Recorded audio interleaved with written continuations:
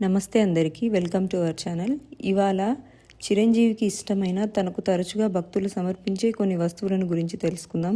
చిరంజీవి అంటే ఇక్కడ మెగాస్టార్ చిరంజీవి కాదండి, యూనివర్సల్ స్టార్ అయిన హనుమంతుడు, మన ఆంజనేయ స్వామి. మొదటిది సింధూరం. హనుమంతుడు ఎందుకు ధరిస్తారో తెలుసా? 14 ఏళ్ల వనవాసం తర్వాత సీతారామ లక్ష్మణులు అయోధ్య చేరుకున్నారు. ఒకరోజు సీతామాత నుదుటిన సింధూరం ధరించడం చూసిన హనుమంతుడు అమ్మను ప్రశ్నించాడు. అప్పుడు మాత ఇలా నవ్వుతూ సమాధానమిచ్చింది. హనుమ, నుదుట సింధూరం ధరించడం వల్ల స్వామి అంటే శ్రీరాముల వారి ప్రేమ నాకు దక్కింది. ఇలా ధరించడం స్వామివారికి చాలా ఇష్టమని చెప్పగా హనుమ తన ఒంటి నిండా పూసుకున్నాడు. ఆయనకు ఆపాద మస్తకం రోమాలు ఉండడం వలన సింధూరం వెంటనే రాలిపోయింది.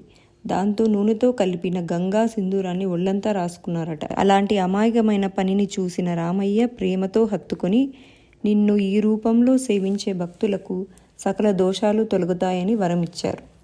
రెండవది, హనుమంతునికి వడమాల ఎందుకు సమర్పిస్తారంటే ఆయన జన్మించిన రోజు శనివారం. ఆ రోజు శనిదేవుడికి ప్రీతిపాత్రమైన రోజు. శనికి మినుములు లేదా నల్ల నువ్వులు సమర్పిస్తారు. శనికి ఇష్టమైన మినుములతో చేసిన వంటకమైన వడలను హనుమకి సమర్పించడం వలన సకల దోషాలు తొలగుతాయని మన హిందువుల విశ్వాసం. ఇక ఆఖరిది తమలపాకుల మాల. రావణుడు సీతమ్మను అపహరించి లంకకు తీసుకెళ్లే విషయం మనకు తెలిసిందే. అప్పుడు శ్రీరాముడు ఇచ్చిన ఉంగరం మరియు సందేశాన్ని సీతమ్మకు చేర్చడానికి హనుమంతుడు లంకలోని అశోకవనానికి చేరుకున్నాడు. ఉంగరాన్ని తరువాత స్వామి తరపున సందేశాన్ని అందజేశారు.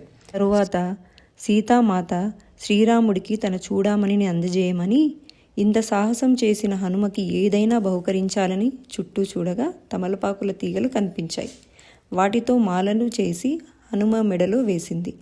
మాల ఆయనకు చాలా ప్రీతికరమైంది. హనుమ అనుగ్రహం పొందాలని మనం కూడా 108 తమలపాకులను శనివారాలలో సమర్పిస్తూ ఉంటాం. అందరికీ స్వామి అనుగ్రహం కలగాలని కోరుకుంటూ జై శ్రీరామ్.